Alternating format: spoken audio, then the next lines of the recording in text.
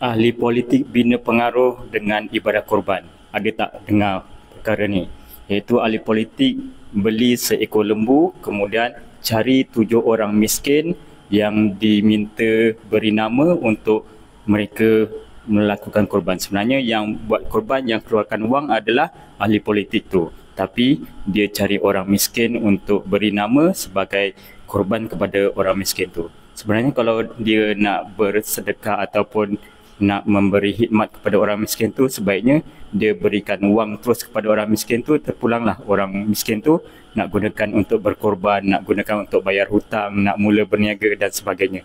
Itulah cara sebenarnya kita beri sedekah terus kepada orang miskin tu, bukan cara seperti menipu saja kepada orang miskin tu.